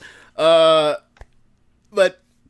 she was so good in this thing, and like had big moments, and actually picked up some big wins, and she actually finished with the same record as Mayu in the fucking tournament. So like, a year or two from now, like she might actually get like the Momo push now, as opposed to it's just like, she's gonna be the one that's gonna be the bridesmaid to the one that gets married, which is Starlight. But so that might have changed her future a little bit. Yeah, man. Oh yeah, and then Jamie ended up getting this Fighting Spirit award, which is like I thought was hilarious because it's like we know. Oh, she was crank. We know why you won. Crank. Yeah.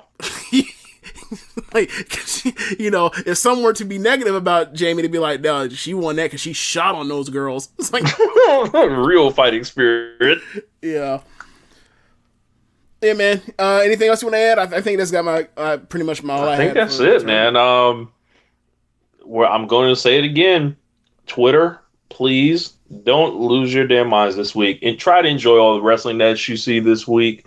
And if there's something you don't want to watch, just don't watch it. Like, like I don't plan on watching Monday Night Raw. Maybe I'll check in to see what happened with Ray, but I'm feeling like the Fiend's gonna jump in there, and I have no interest in the Fiend. But I'm definitely gonna be watching NXT and AEW, and maybe I'll check in Friday. Who knows? But I've been waiting for this week all year, so I'm gonna enjoy it. So. Y'all should do the same. He's basically pulling me during going into Evolution last year. Y'all not even steal my joy. yes. Like people on Twitter, like, no, fuck this. Like I'm about to love all this shit. Like, oh man, can't wait. Like we have wrestling on Turner Network television again for the first time in years. Like I grew up watching TNT wrestling, so glad to see it back. So, what do you think is going to be the better show? Boy, I would think NXT would be the better show. And there you have it.